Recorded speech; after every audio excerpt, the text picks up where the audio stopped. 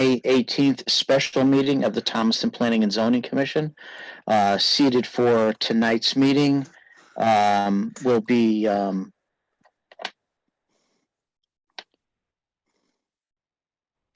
myself, Ralph Salone, Joe Hartz, Elizabeth Jameson, and Tom Mueller, and Brian Davis will be seated for Bill Guerrera. This is a special meeting, so we can't modify the agenda. We have to just stick to what's on it, nothing more, nothing less. Bill is coming in now. Sorry, Mr. Chairman. So then I guess we'll unseat Brian and seat Bill. Bill, are you online, Bill? Hey, how about everybody? Good evening. So I just did the preamble. We're going to get going. I just reminded everybody that since this is a special meeting, we can't modify the agenda. We have to stick to what's been published, nothing more, nothing less. Hey, Ralph. And yes, we can take stuff off, but we cannot add to it for a special. Agreed. So first on our agenda is a public hearing on special permit application number 2020-03-31-01 per section 21.5 for BYOB beer wine consumption at Litchfield County Axe House on 437 South Main Street. And the applicant / owner is Pinbro Associates. Stacy, is it Pinbro Associates or the or is it Litchfield County Axe House that's actually the applicant? Well, it is Pinbro that's been signing the applications, but they were allowing Litchfield County Axe House to come in and do all the applications since Pinbro owns the building. Okay, and I don't see any of either the Pinette brothers or the Axe House guys in our participant list. So Nor do I. All right. We want to maybe move on and hopefully they'll get here. No, let's just tackle it now and see where it leads us. So just for the people that haven't been on the commission for 10,000 years. Thanks, Ralph. It's only me and you, though. Years ago, when we redid all the alcoholic beverage regs and the adult entertainment regs, one of the clauses that we put into the alcoholic beverage regs was that the sale or consumption of liquor or alcoholic beverages is regulated on certain premises. So that's where this comes from. Even though it's a BYOB request, it still falls under our alcoholic beverage control regs because the regs do state sale or consumption. Does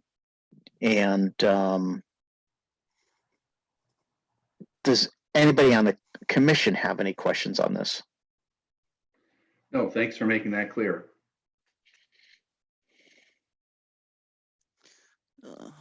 This is upside down, I think, here. There we go. So just as a reminder, this is like a floor plan of the Axe House's business. South Main Street's along here towards the bottom. Parking areas over here. Did they designate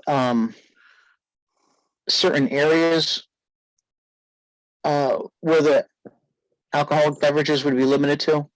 Yeah, hang on a minute. Okay. So they're saying that BYOB will include beer and wine only. No hard alcohol will be allowed on the premises. All beverages must be kept in a cooler or bag.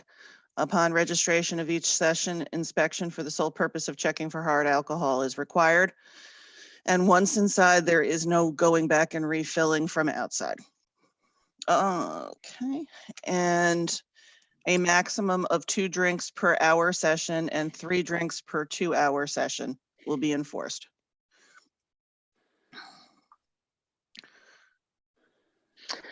My understanding, I would have preferred to have them here to say it, but my understanding from what they had discussed with me was that they were kind of looking at this area where the star is, that this would be where the drinking area would be, over Oh. up by the loading dock. That's outside Outside. space. Yeah, that is There's a outside. workspace over here. This is Bill Guerrero. Is that outside or inside where the drinking? Well, here is, he calls it workspace, but this portion is inside. This is outside right here. Okay, thank you. I can't really see that as being the case. Those picnic tables seem like they're set up for sitting down and having a beer. Yeah, and they have, and the other, like lounge area to the lower left of the pool table where they got a couch and a couple of chairs and a small table. Right.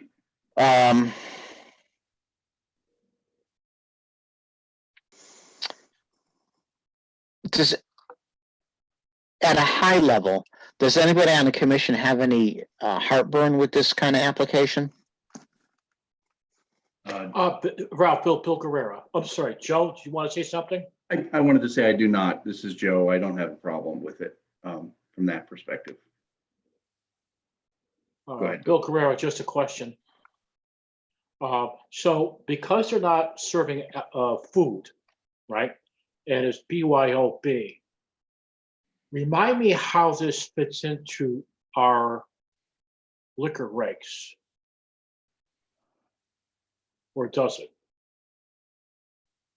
Well, what brings them in front of us is the portion of our regs that says sale or consumption.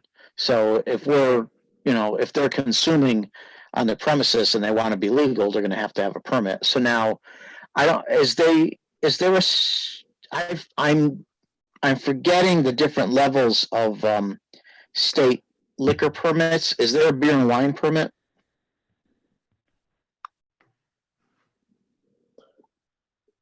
There are places that only serve beer and wine.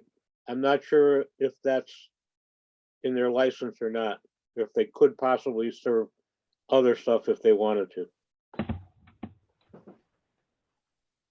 Hometown is an example for that. Right. And Stacy online still?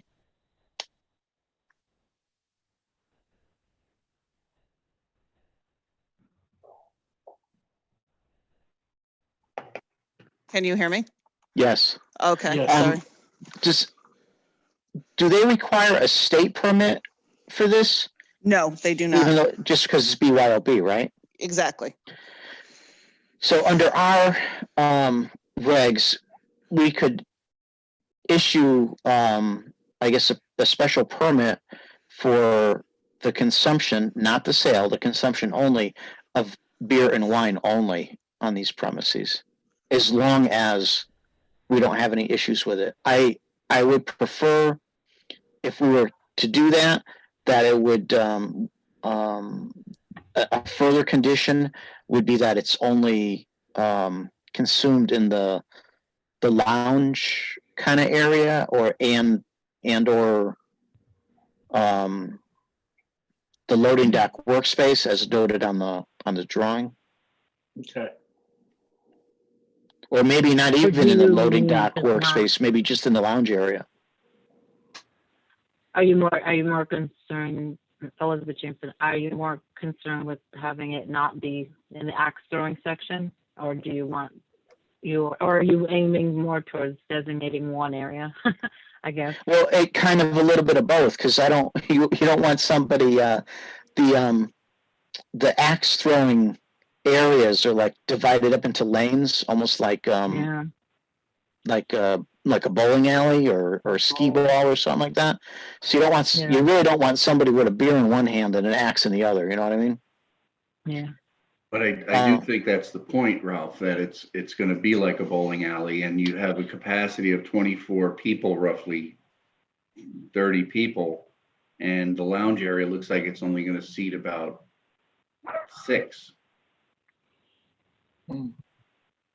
I guess I have a hard time wanting to restrict it to just one area, but I would agree with not the axe throwing areas, but too hard to enforce or I mean, if the purpose is to be with groups and show groups and if they're bringing that, and it's only, are you saying they can only drink while they're waiting? Or, I feel like it's hard to, I'm assuming they're going to be training these groups somewhat at the same time, like as a group at some point, and then I guess individually as they're doing it. That's how I picture it, but I don't know. I guess I don't know enough, kind of picture the flow of how this works. But I guess I'm just more concerned of it not being in the axe throwing area because it's too hard. I think it's so hard to enforce all the other aspects. But that's just my 2 cents. So, Stacy, you don't have a cell phone number for either one of those guys, do you? Let me see. If you do, I'm thinking maybe we want to have you send them a text and tell them to get online here. That's just Mike Panette's phone number. Let me see I want to see their earlier application. Maybe it's on there.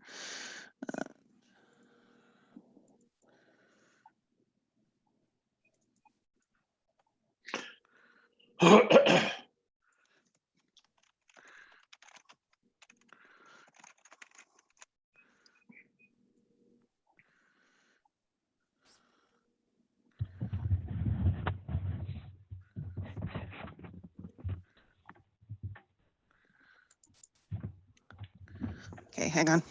I'm gonna just go mute for a moment. Okay.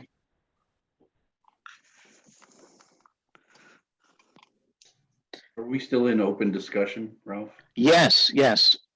So, We're always in open discussions. well, getting used to the new rules and all, but let's just say we were to somehow regulate a location where they could drink and the other locations they couldn't drink. How would that possibly be enforceable? Wouldn't we be setting ourselves up for it not being enforced? Well, I would think that we would want to exclude the locations where there's active axe throwing going on. And I guess other than that, I don't really have much issue with where it's happening. But I guess it's like anything else. I mean, we're not going to enforce anything unless there's an actual complaint. So you don't want them to be drinking within the cages where the axes are being thrown? Right. I think that only makes sense, right?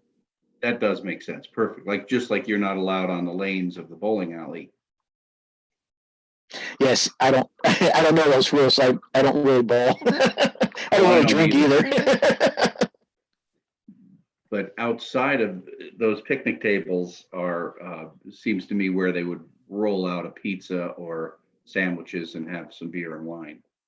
And I guess that those picnic tables, for lack of a better description, and that lounge area, again, for lack of a better description, would be acceptable to me, as long as, like I said, it's not in the actual axe throwing lanes.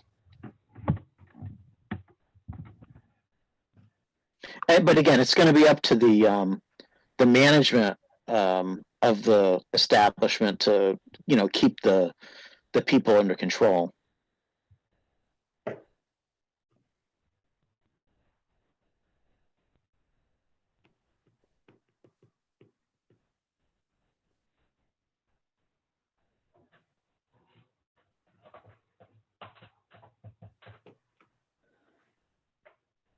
I left a message.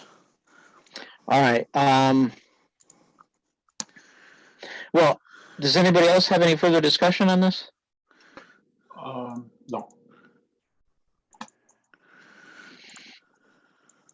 So even though the applicants aren't here, we could probably still act on this. I think we're all probably on the same page, and tell me if we're not, but I'm thinking that, it'd be okay to grant the special permit with the provision that the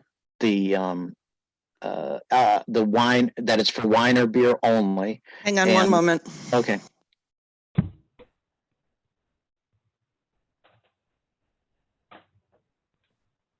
Good. How are you?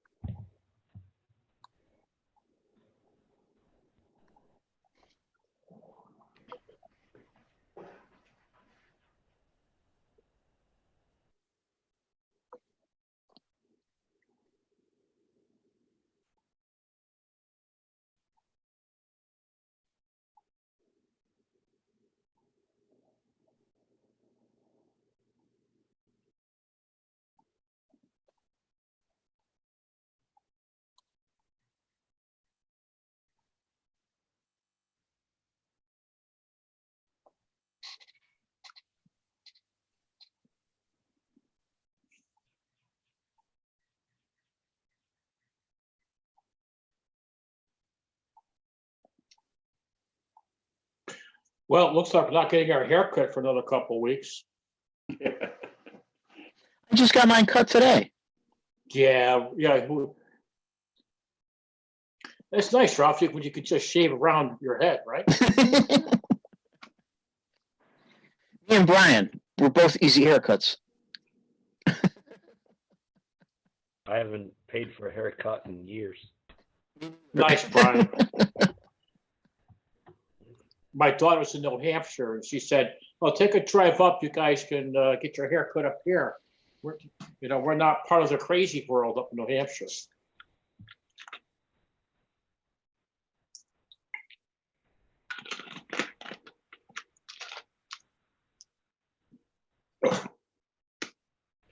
Do they have any cases up in New Hampshire? They have what, Joe?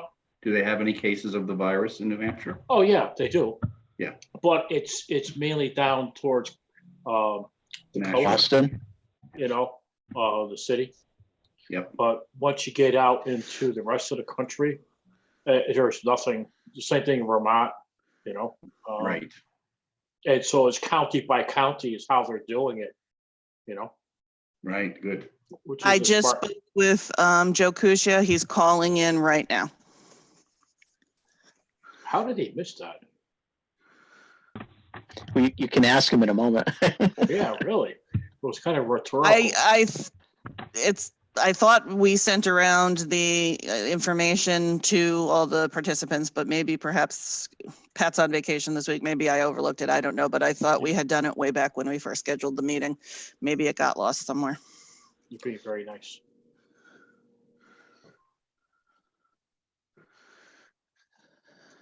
Okay, hang on a second. I'm trying to see if we had any other information on here.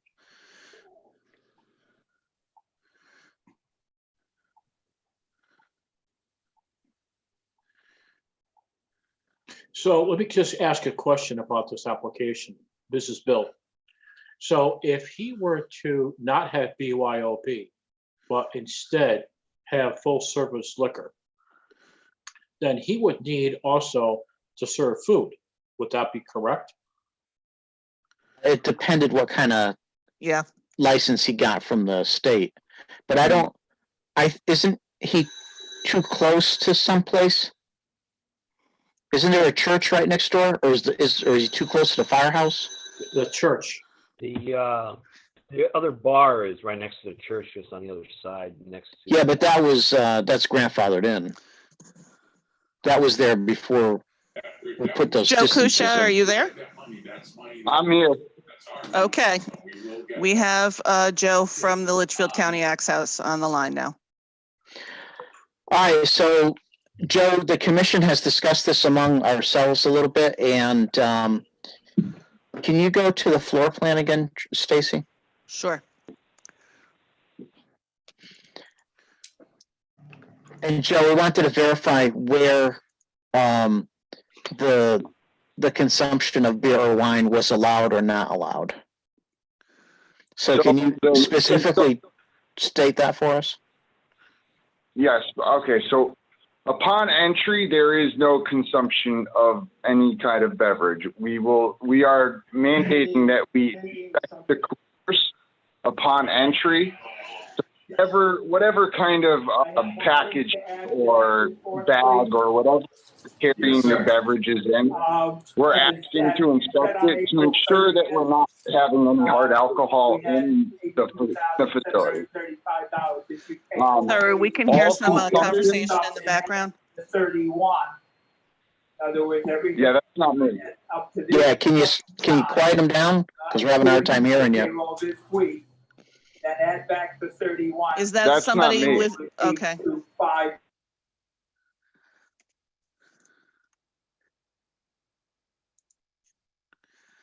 Okay, we're just gonna unmute people one by one. All right, so did you unmute Joe? Hang on one second. Joe, the applicant? Yep. Okay. Yeah, I'm here. Alrighty. Okay, Okay. so what we plan to do is no beverages will be allowed to be consumed upon, like when you're entering the building. We're only allowing a 2-drink maximum at your time of visit for every single person in the facility. So whether it's 2 hours or 1 hour, whatever, there's no more than 2 drinks. So if you bring 4 people in, then there should only be a maximum of 8 drinks in your container. There is no hard alcohol, so we're asking to inspect we're mandating that your container or bag, purse, cooler, whatever you want to carry in with, be inspected for no hard alcohol. Yeah, we're not allowing like a bulk 12. There's no like bringing in a bulk 12 pack that's, or a 30 pack for just yourself. And then as far as the inside goes, it's a 1 hour. Most of the casinos everywhere that I've been that's a BYOB is typically a 2 drinks per 20 or 1 drink per 20 minutes. I'm sorry. We're doing 2 drinks per hour and 15 minutes minimum time. So, I mean, as far as the students go on those kind of levels, I feel like we're exceeding that. Most of my employees that I do plan to hire, I'm looking for lifeguards, bartenders, people who have good observation skills that know these traits of incoherence and intoxication, and they're going to be able to observe and limit any kind of misbehavior. Yeah, So the question was where and where not will the consumption of beer or wine be allowed? Okay, beer and wine will only be allowed to be consumed in the actual axe throwing in the designated axe throwing area at your lane, at your table. So there's no. I think we as a commission, I think, have an issue with the consumption in the lanes, period. I think at the tables is fine, but I don't think we want to see it in the lanes. We don't want you to. No. We're not allowing any sort of beer or wine in the lane while you're actually throwing. We don't allow that on the trailer either. We have a table set up at our trailer specifically. So if you're at a fair, such as like the Terryville Fair, if you're walking by with a beer, we don't allow any alcohol on the trailer already. Yeah, so there's not going to be any drinking in the lane. I don't want people spilling, slipping. That becomes safety issues. So you can't see, Joe, since you're on the phone, but I have your floor plan up. And would it be correct to, because we're looking at the lanes, kind of like 1, 2, 3, 4, 5, 6 towards the back, and in front of each of those is kind of like a little doorway area, and then before that is a table. So that table Correct. area is where they're allowed to have their the beer or wine. Yeah, absolutely. And we're not allowing any pre or post loitering. So you're not coming in a half hour beforehand and killing a 6-pack sitting down waiting for your reservation. That's not happening. And you're not hanging out after to play like 10 games of darts and finish your 12-pack. We're not allowing that either. We're understanding that with this social distancing and everything that we are going to have a limitation on our occupancy. So our goal is to get everybody in and have the best experience possible and back on their way. And what about the area where the pool table is, the foosball table, the couch, the chairs? Yeah, there's no consumption there.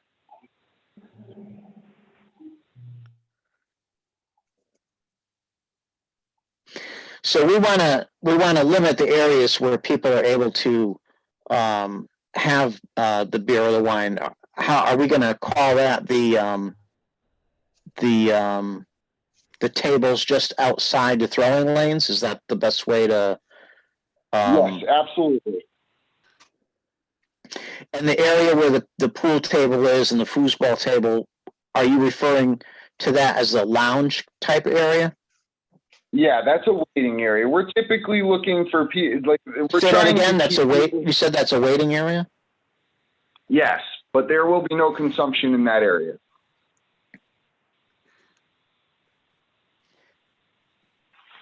So I think this is a a question for the rest of the commissioners. I think that we would condition any approval on the with that no consumption would be allowed in the waiting area, and it would be limited only to the tables just outside the throwing lanes, and strictly forbidden in the throwing lanes. That works for me, Ralph, Joe. How about you, Bill? Yes, Bill agrees. How about you, Tom? I agree. Liz?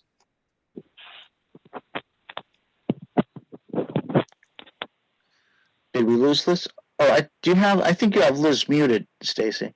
Oh, sorry, Liz. Oh, no, I agree. I'm on my phone, so. All right. Do we want to discuss this any further? Or do we want to take a vote on it? I think you theoretically have to open to the public. I'm not sure if there's any. Oh, I public on forgot. It's a here. public hearing. Yes, you're right. I'm sorry. All right. Yes. Any other further questions, comments, or concerns from the commission? No. All right. With that, I'll open it up to the public. Any questions, comments, or concerns from the public?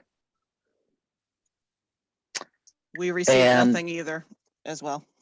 And I see you have Thomaston Opera House muted. Do you want to just unmute them just to make sure that Okay, there we go. Hey, I have Everybody's to- now Guys, I unmuted. have to go offline for a second. I'm going to the zoning board. Talk amongst yourselves. I'll see you in a little bit. Okay. Hi, guys. Hi, this is a public hearing on the axe throwing place. We just want to make sure that there's no additional public comment on that application. No, I'm just standing by for mine. Okay. All right, so there not being any public comment, I would entertain a motion to close the public hearing. Tom Mueller, so moved. Thank you, Tom. Is there a second? Joe Hart, second. All I right. didn't say my name, Joe can have it. All right, so Tom made the motion, Joe Hart seconded. Let's see. We'll do a roll call vote. Bill Guerrera, how do you vote on the motion? Bill Guerrero, aye. Joe Hartz, Joe Hart's aye. Elizabeth Jamison, Elizabeth James, aye. Tom Mueller, Tom Mueller, aye. and Ralph Salone also votes aye, so the motion to close the public hearing carries unanimously. All right, do we want to make a motion to approve or deny the special permit application? Again, if we're going to approve it, I think we need to specifically say that there'll be it's for beer and wine only, and no consumption in the waiting area, as shown on the drawing, holding the pool table and the foosball table and the couch and the chairs, and no consumption in the axe throwing lanes themselves. It would be limited only to the tables or benches outside of the axe throwing lanes. Can I make a note? Joe Kucha. Did you need to, the public hearing's closed, Joe, did you? I wanted to just say that we plan to put outside of every lane like a sign that specifically says there will be no drinking in the axe throwing lanes. We're gonna specifically we're gonna clearly label that. Okay,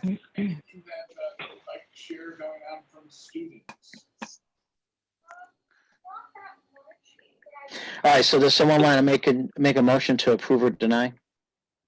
Tom Mueller, I make a motion to approve special permit application 2020-03-31-01 for beer and wine consumption at Litchfield County Axe House. Consumption to occur only at the tables outside of the throwing lanes, never inside a throwing lane, and not in the waiting area. I think that covers all our concerns. Is there a second on the motion? Elizabeth Jamison, I'll second. Thank you. Is there any discussion on the motion? Okay, we'll do a roll call vote again. Bill Guerrera, how do you vote? Bill Guerrero, aye. Joe Hartz, how do you vote? Joe Hart's aye.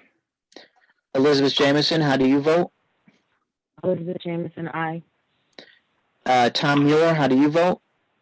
Tom Mueller, aye. And Ralph Salone also votes aye, so the motion carries unanimously. All right, so that's approved. Okay, Joe, you are all set. Awesome. So are we okay? We're all good? You're all good. If you want to hang out, you can. If you want to leave, you're good for that as well. Okay. Well, thank you very much. I appreciate everyone. Have a good night. All right, next on our agenda is a public hearing on text amendments to section 4.5, Schedule A, section 17.14, and section 21.5 of the Town of Thomaston zoning regs pertaining to outdoor food and alcoholic beverage service. The gist of this is that it's a temporary edit to the regulations to allow Stacy to permit stuff that would not normally be permitted for service areas as we try to come back from all this COVID-19 quarantine stuff. We talked a little bit about this last time, and I know Stacy sent this out to everyone. Does anyone have any questions about this? Yes, this is Bill Guerrero. Go ahead, So- Bill. So if you could, hey, Stacy? Yes. If you could scroll to where the regs are in Sure. red, if you don't mind. Okay, whoop, sorry. You know where the hold harmless is? Yes. Right, yep, Yep. Right here. yes, okay. So, where are we?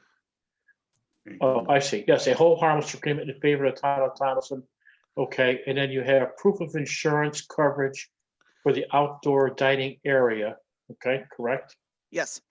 So it should be proof of general liability and liquor liability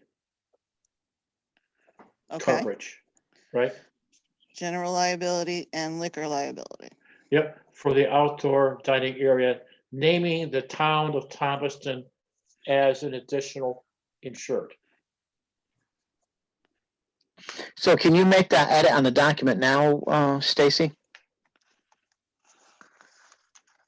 Well, what I have up before you is a PDF, so no, but So, I can, I'm writing it down exactly as he said. but you can pull up the Word document, right? Yeah, Okay, hang on. all right. So,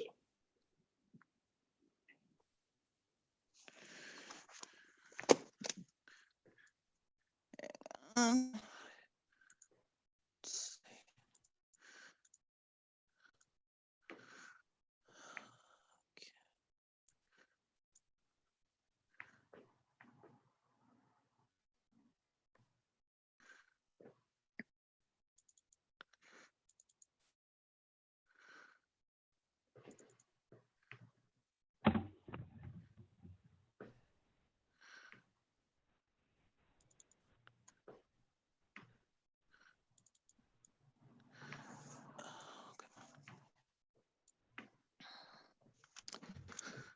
hang on, just gotta find where it got put. And the other thing that I was thinking about also, folks, well, was that oops.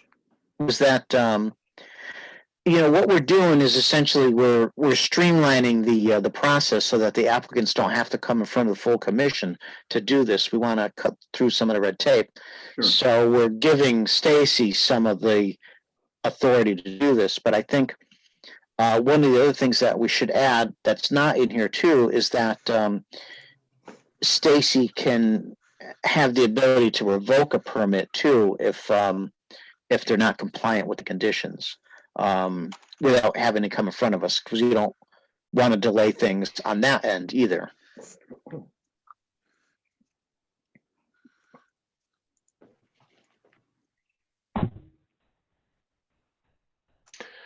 This is Bill. Does everybody feel that that's a reasonable change to the regulations, what I just mentioned? I do, Bill, this time. Okay. Well, I have been concerned about the cost to the permittee. So, I mean, who provides the hold harmless agreement to be signed? And is that going to be an expensive thing for them to do, Bill? No. We're not asking them, Joe, for like $1 million, $2 million of coverage. We're asking them to show evidence, right, of coverage. So I'm not asking for a specific limit of coverage, right? Just Okay. that they have the coverage. And when it comes to a hold harmless, that's really their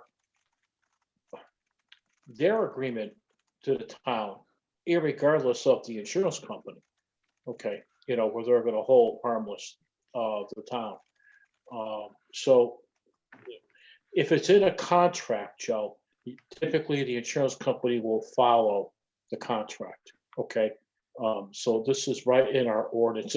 So the point, Joe, is that this doesn't cost them anything. And it's just good practice, so to speak, to have the restaurants who carry this coverage regardless to show to the town that they indeed have this coverage. So in case something does occur later on, we have evidence of that we can go back to. I don't know if that answers your question or not, Joe. It does. And I totally agree with the need for it. I was just, one of my follow-up questions is, are we charging them for this temporary permit? Yeah. No, we are not. We can, and it further by the executive, in the interim, since you scheduled the public hearing, an executive order did come down from the state, and pretty much we nailed it before they did. They line up very much with what we have. One of the provisions in there is that there is no charge for this permit. There's also, if they needed a building permit with in any way related to this, like some of the people are wanting to use tents, there's no charge for that either. So Stacy's Bill again, sorry, I didn't mean to interrupt, but so there is a permit that's provided to the business owners, is that correct? Yes, I've been working with, there are other planners on the planners listserv, and we're all kind of sharing our documents and everything on this because we're basically making a permit from scratch here.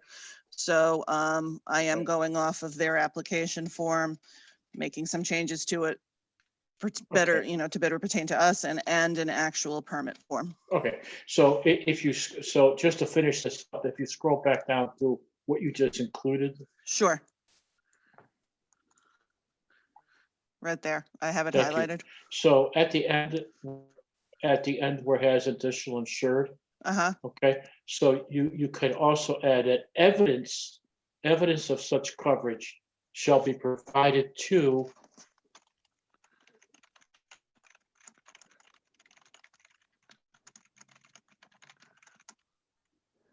who, Stace? You?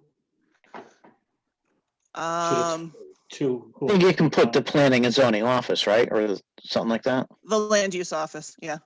Okay, to the land use office. Prior to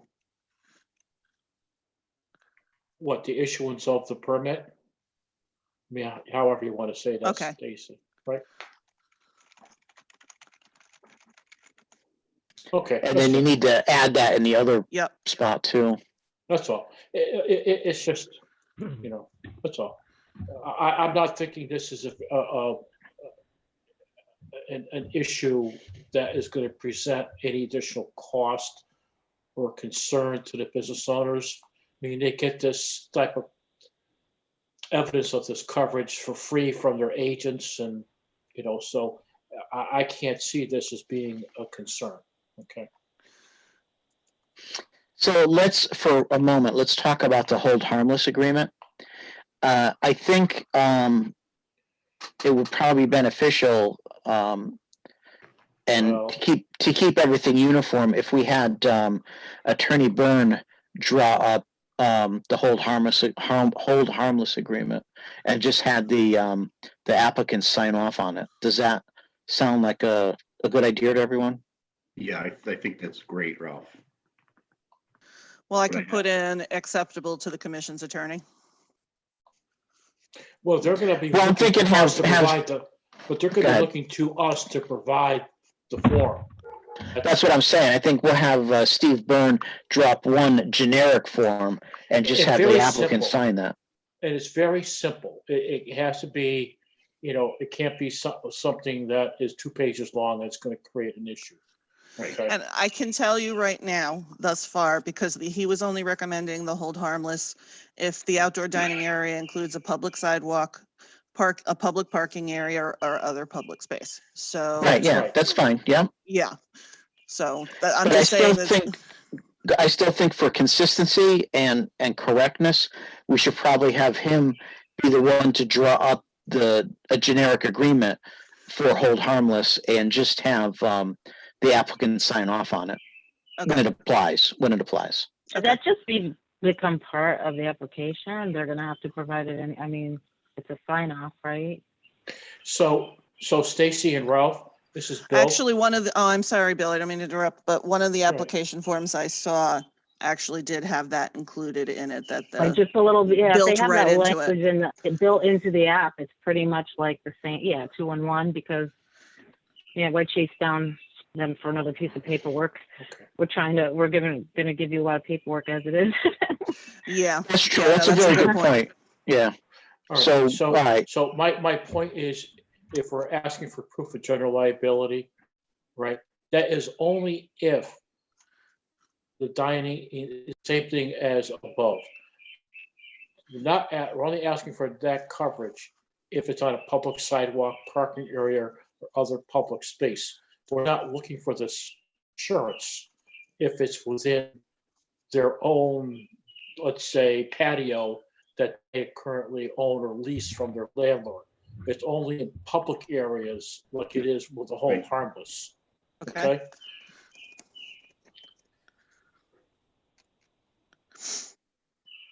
Does that make sense? Yes, to me. yes, it does, yep. Okay, Mhm. because otherwise we're micromanaging their operations, not looking to do that. This is And, only and if it's, that's exactly what we're trying not to do. yeah, we don't want to be like, sorry, I don't want to make any political statements here. Some people in public office. So, we're not looking to create issues for our business people. So how do you want to change that, Stacy? Maybe. Here, hang on. And when does this have to be done? Well, we want to finish it off tonight because I'm already going out. the Okay, day after tomorrow, Yeah. it goes live. Assuming it doesn't get changed around again the way the hair so salons did. whose idea was it for the hold harmless? Attorney Byrne. Okay.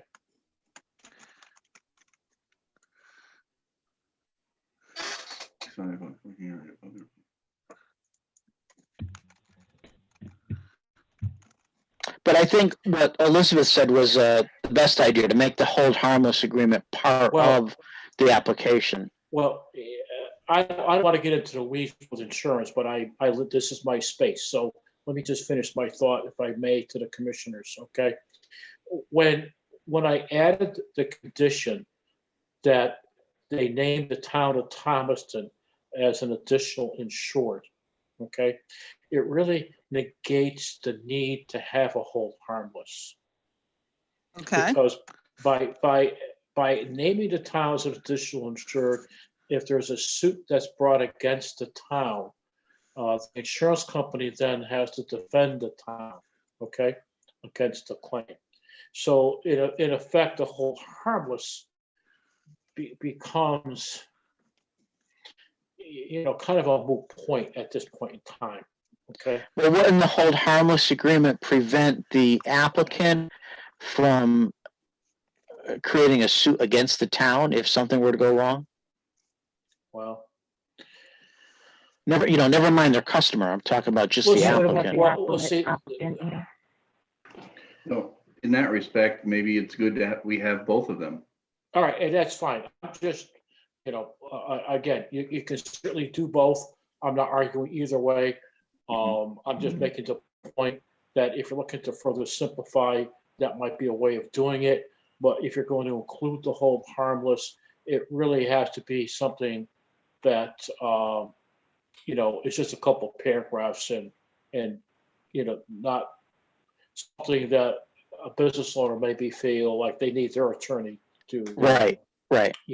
to review this and then, change it, so to speak, right? Okay, so this, I just kind of merged everything together just so you can see it.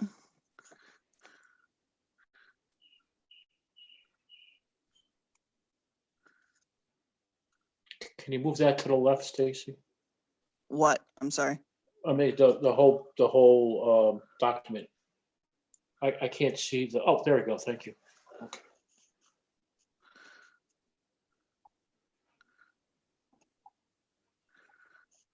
I mean, I'm good with that. I'm fine with that. Thank you, Stacy. Yep. Do we Okay. still have to add Ralph's statement about revocation? Yeah, I'm not sure exactly how we want to word that or where it best fits in, but I think that's probably an important part. Hang on one second. I'm trying to pull up a couple things. There's a place for it right there under D. First bullet point would probably be appropriate. So I would just put, here, I'm going to share something. It wasn't in your packet. We got it late.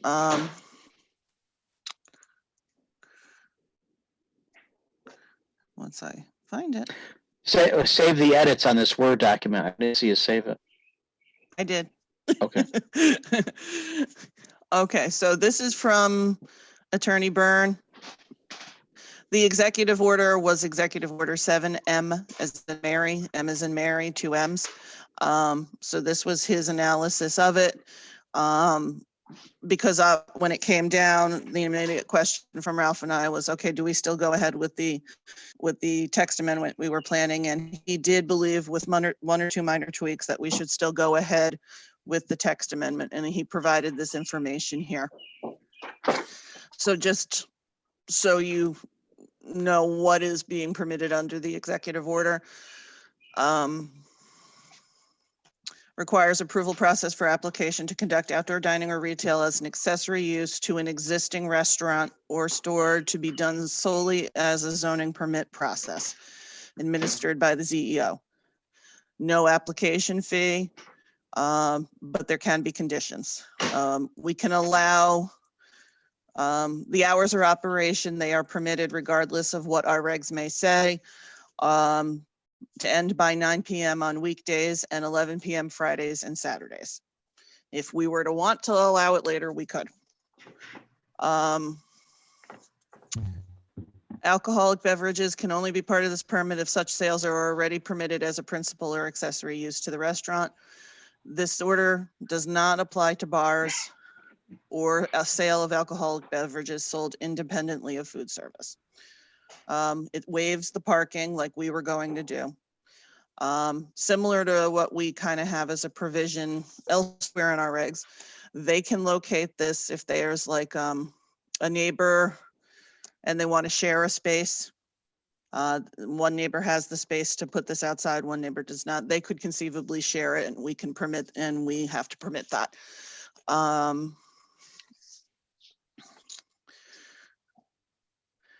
We can't ask for like in-depth requirements, but we were fine with that according to Attorney Byrne's review of our text amendment.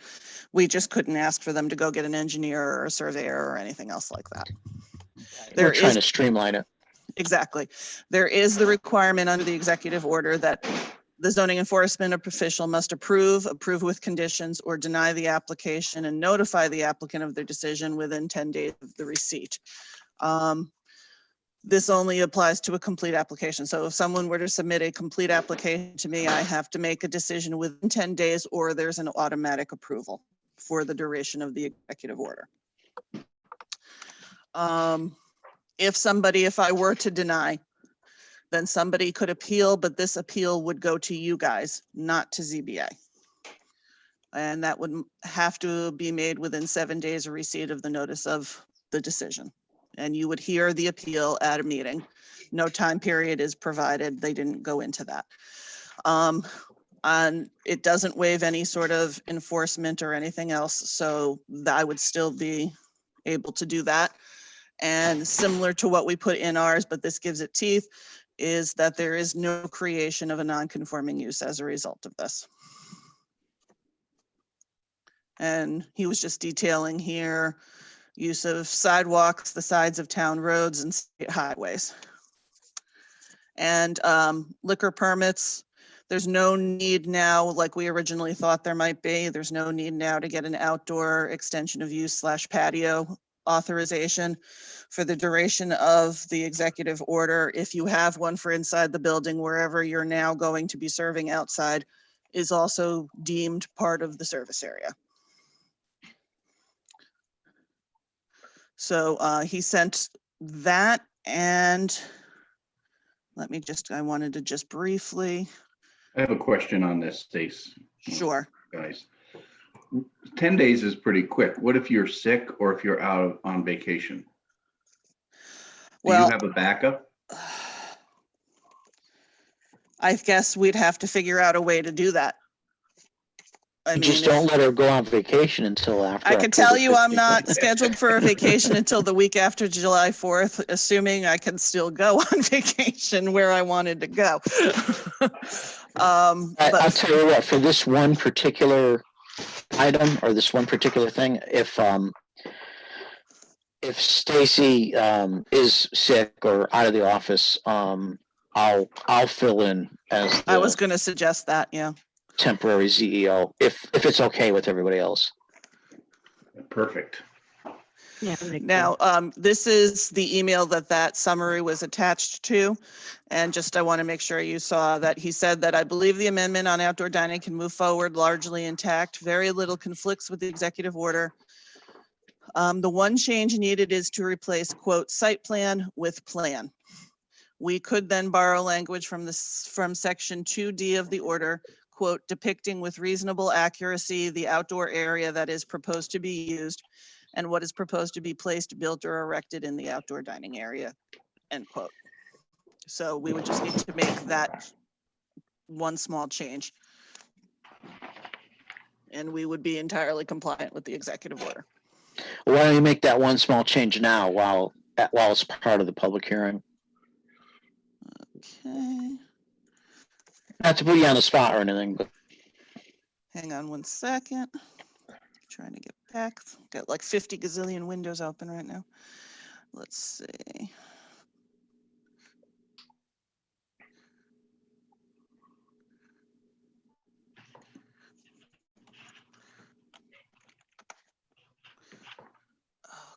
here we go.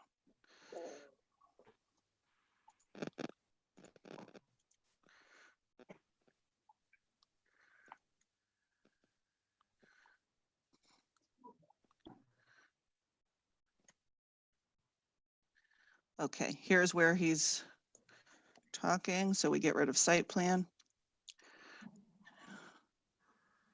you're not sharing that with us. Oh, that would be because I've paused it there. Okay, area 11.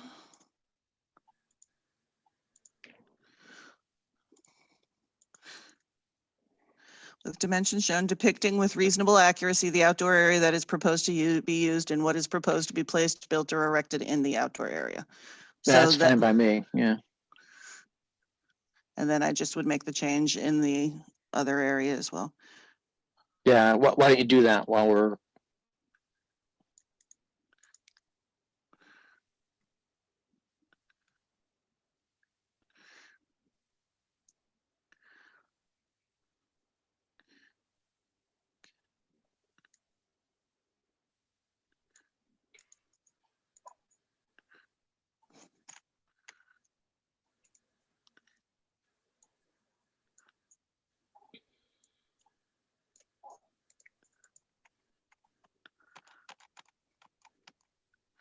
Okay, So then go down to termination.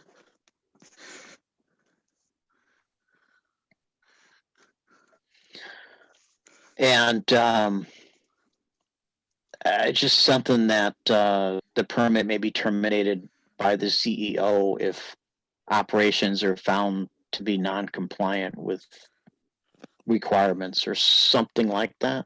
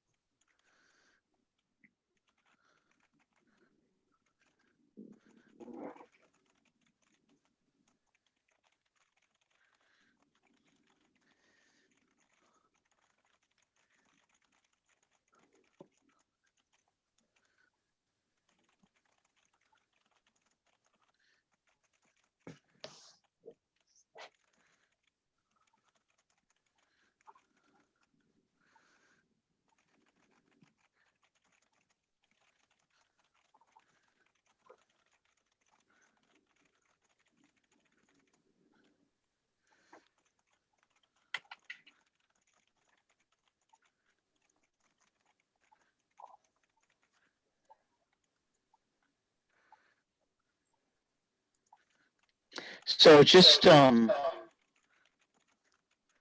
that? yeah, so just one thing, the temporary permit issued under this section may be revoked if it is determined by the CEO, blah, blah, blah, blah. I think you need to put may be revoked by the CEO because in Okay. another area it says the permit is issued by the CEO.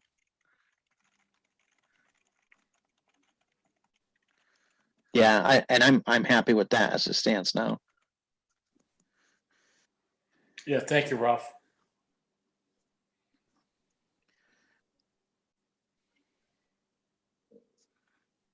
Okay, Yeah, so do you need to copy that to the other area too? yeah, Oh, But what's is order everybody- 7M?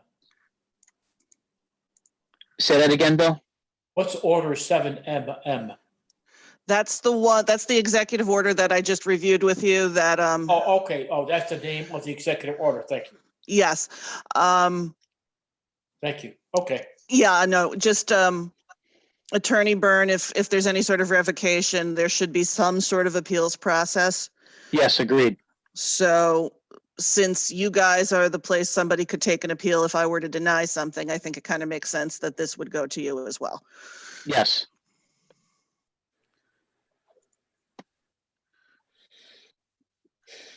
Okay.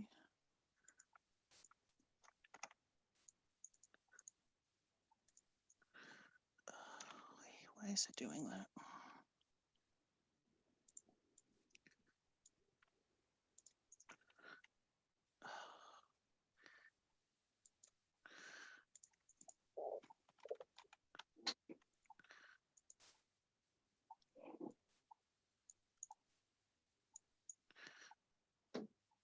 And there we go.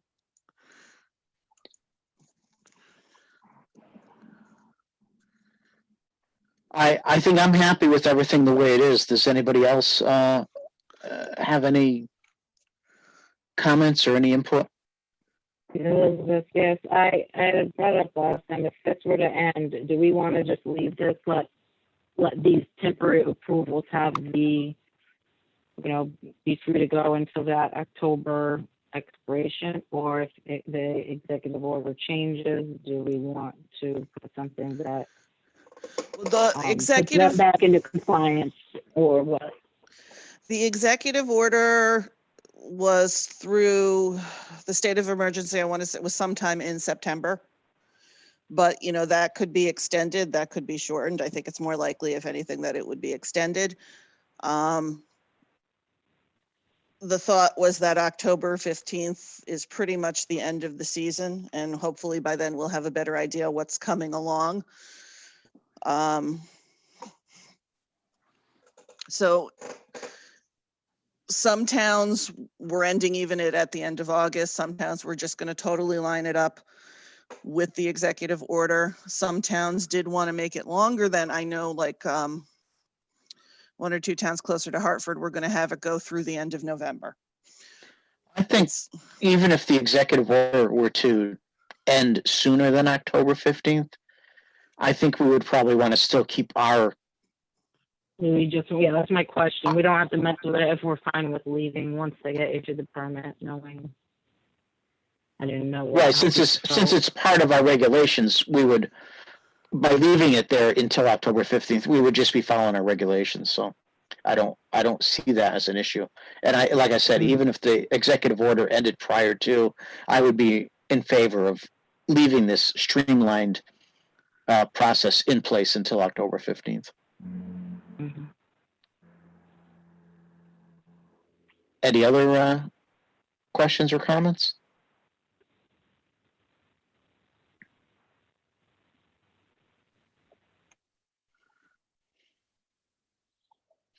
So again, this is a public hearing. I'll open it up to questions or comments from the general public. The only member of the general public that's here is the Thomaston Opera House, Jeff Dunn. In COVID-19, yeah, he's, Jeff has kind of double duty tonight. He's doing Yeah, I two see different that. meetings at once. So, information. Jeff? So Jeff? as far as the budget is concerned, He's You talking can with, send him a text, right? Not a text, a yeah, chat, yeah, I right? could. Send him a Yeah. chat. And the chat gets recorded, right? Yes. Send him a chat asking if he has any comments on this application.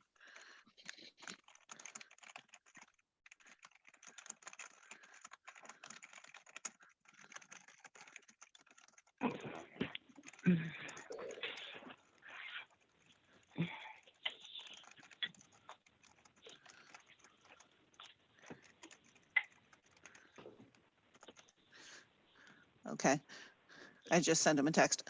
I can let you know that we did let the first selectman know that you guys were considering this, and he expressed his support and appreciation for considering a way to streamline this. Yeah, I think he sent an email to that effect too.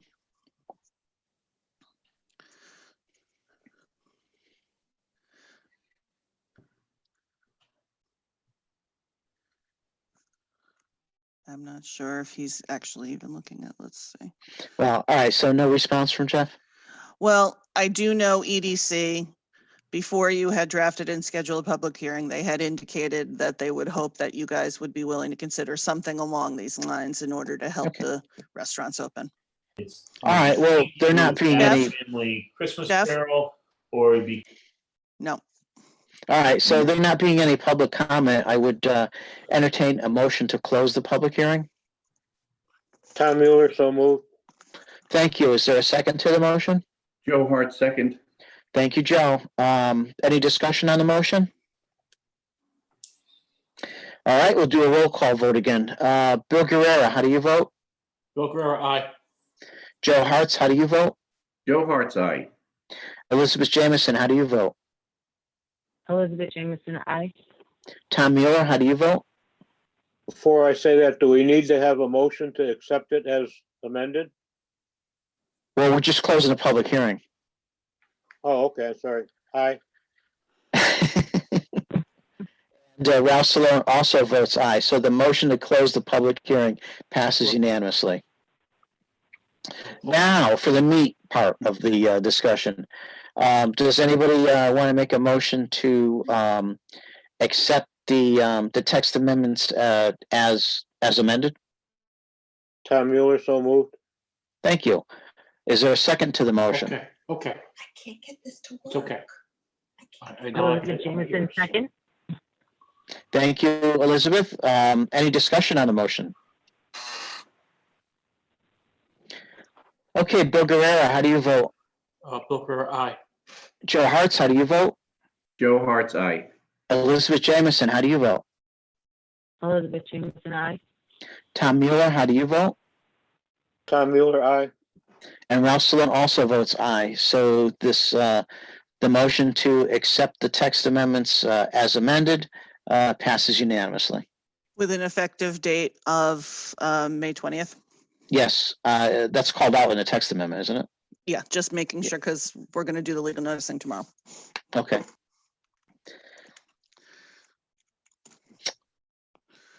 Nice job. All right, we're moving here, huh? Okay. Next is a public hearing on modification of special permit approval number 2015-01-16-01 issued February 11, 2016 for alcoholic beverage service Landmark Community Theater Incorporated, Thomaston Opera House and Crescent Gallery at 158 Main Street. Hang on one second. Okay, you want to, as soon as you're able to, you want to pull that up for us? Yep. I'm here, Stacy, whenever you. Okay, perfect. And let me just. Feel like an air traffic controller. Yeah, pretty much. Okay. I have. Stace, you want to just quickly give us a background on this? Sure. And Jeff, interrupt whenever. The Landmark had a temporary liquor permit. They had gotten a special permit approval from you guys several years ago for that. And then every year they came in with a zoning permit listing the dates when they were going to have their temporary liquor service.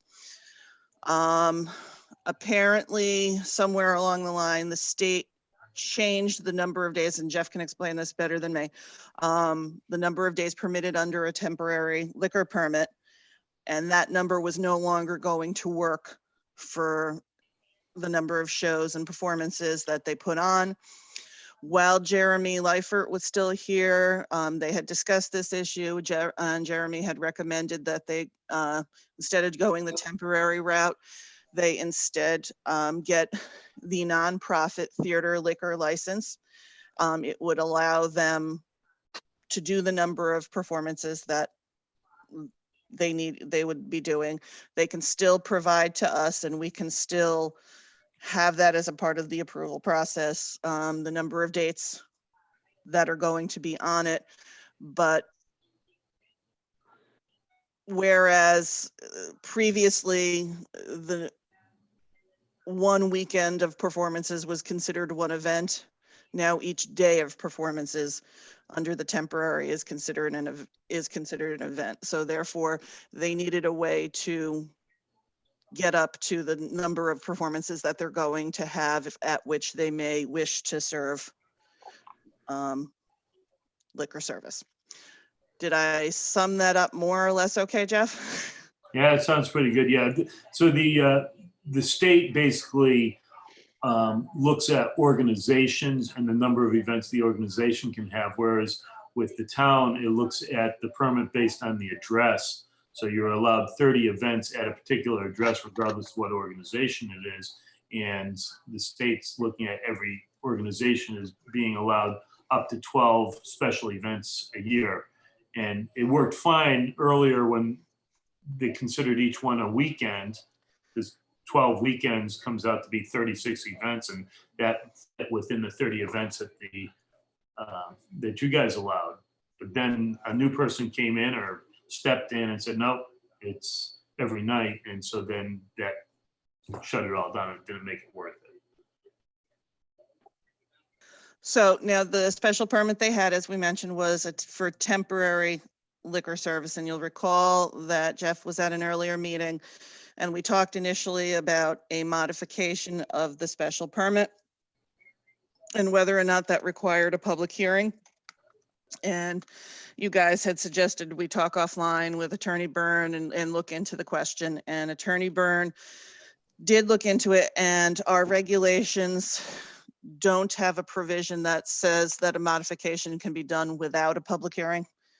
So because of that, he felt a public hearing was required. Having said that, And so this is our public hearing. yes, having said that, seeing as what Landmark is proposing is really not changing from what they were already approved for, you know, this is somewhat of a done deal kind of thing. So, any questions, comments, or concerns from the commission? Joe has a question. Go ahead, Joe. If I heard what Jeff said, that it used to be that the permit was given for the address, but now it's given for the organization. Is that correct, Jeff? The way I think I understand it is when the town allows a certain number of events, for example, in the town hall, Jeremy had explained it, well, it's attached to the address because the Fine Arts Connection in Thomaston wanted to have a liquor event in the Crescent Gallery, and that's the same address. So they had to come to me and ask permission to use one of my dates because it was only approved for 30 events on our address. Now, maybe I'm misinterpreting that, but that's the way I understood it. But the state only recognizes organizations.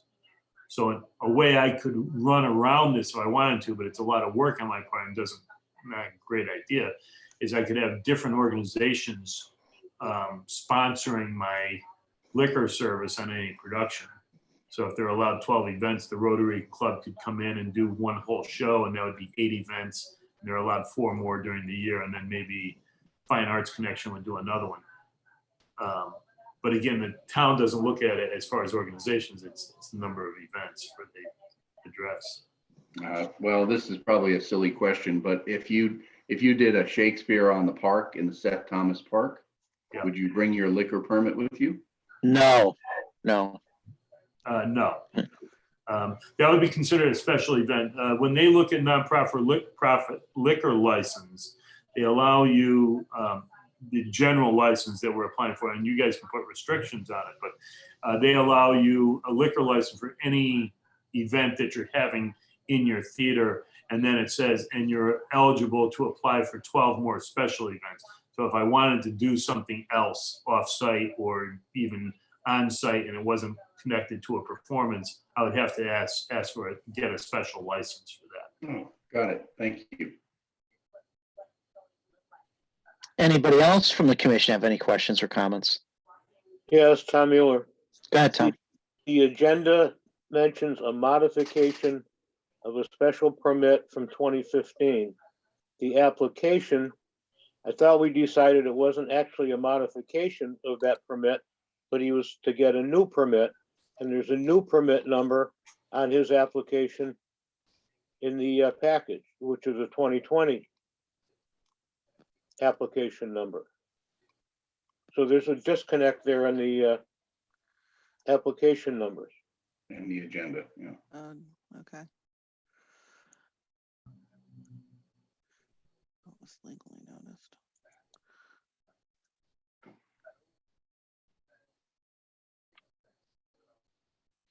Tom's right. In the agenda, it calls out for a 2015 and permit, and on this one, it's a 2020 permit application. So how do we want to handle that, Stacy? Well, it would have been noticed according to what's on the agenda, I'm pretty sure. And does it matter how you're going to be filing it on the land records?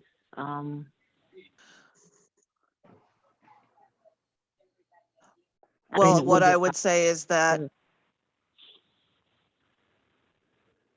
I mean, we were talking about it all along, and even with Attorney Byrne, we were talking about it as a modification. I would say we scratch out the number on the agenda, on the application form, and put that on here and note that it is this modification of special approval number 2015-01-16-01. Pat just automatically, she gets an application, she puts a number on it that date. I didn't explain to her. I mean, we talked in passing about the fact that this was a modification, but she might not have known to put that number on it. Mhm. I'm okay with that. Are you okay with that, Tom? Yep. Yeah, I'm okay. Okay, good. Any other details anybody wants to bring up?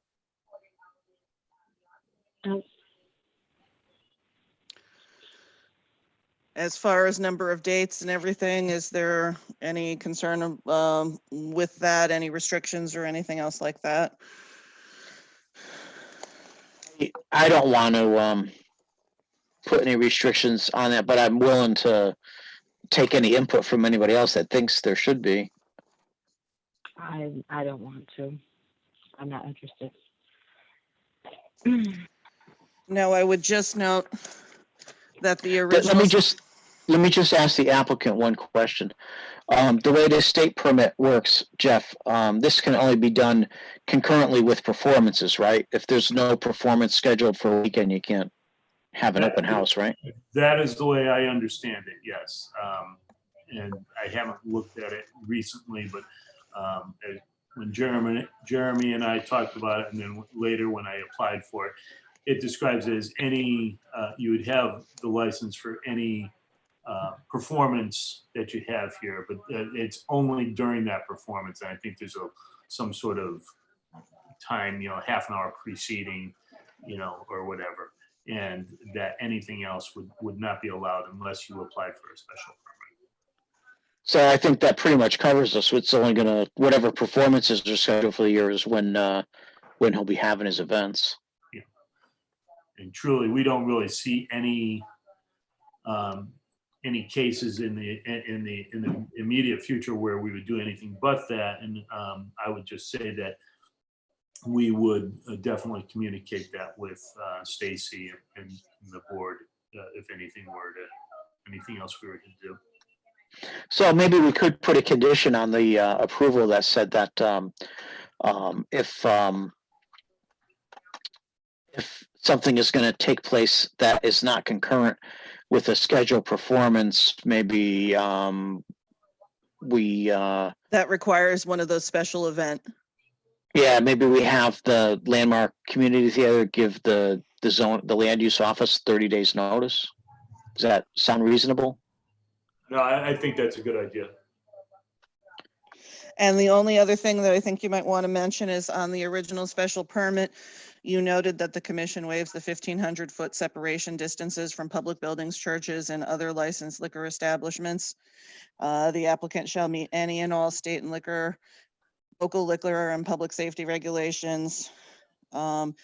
Any permittee who is serving, selling, or distributing alcohol at the approved location must provide to the town of Thomaston Planning Office evidence of liquor liability coverage of no less than 1 million each occurrence and 1 million in the aggregate, naming the town of Thomaston as additional insured. And I So just all want- that still stands, yeah. Yeah, you just want to clarify that that's all still part of what you're modifying. Yeah, so all the original conditions still stand, and the only additional condition we want to put on is that again, if it's not concurrent with a scheduled performance, that we get 30 days notice. Okay. Anybody else have anything to add?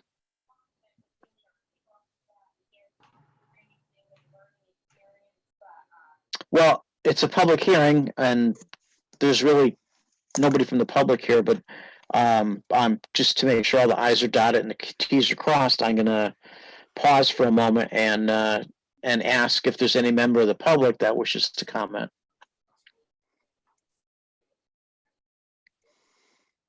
And not seeing any requests for comment, I would entertain a motion to close the public hearing. Tom Mueller, so moved. Thank you, Tom. Is there a second? Joe Hart, second. Second. Sorry. Elizabeth got you there, Joe. Good. So Elizabeth seconded it. Let's see, on the motion to close the public hearing, Bill Guerrero, how do you vote? Bill Guerrero, aye. Joe Hartz, Joe Hart's aye. Elizabeth Jamison, Elizabeth Jameson, aye. Tom Mueller, Tom Mueller, aye. And Ralph Salone also votes aye. The motion to close the public hearing carries unanimously. Now, on the approval of the modification request, I guess I would entertain a motion to approve the request with the condition that all of the previous conditions still stand, and with an additional condition stating that if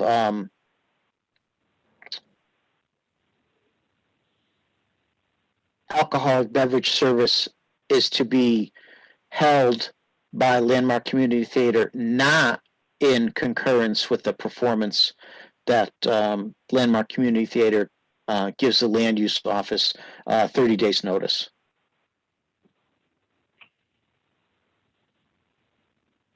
Tom Mueller, so moved. Thanks. Is there a second to the motion? Joe Hart, second. Thank you. Any discussion on the motion?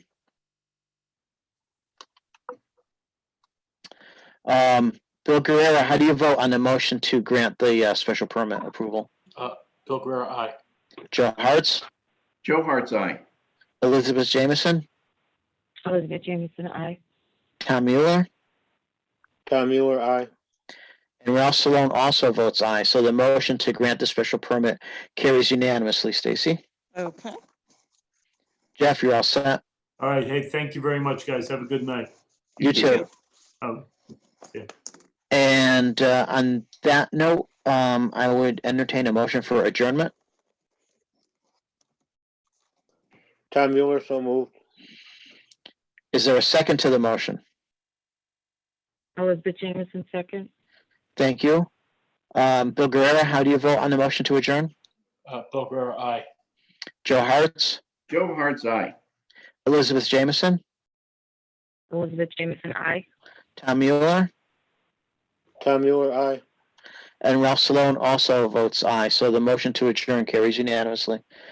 Thank you, everyone. We Have a good actually night. got a lot done in a short time. I Yes. appreciate your help. Thank you. Good night, Good everybody. night. Good Thank night. you, everybody. Have a good month. You too.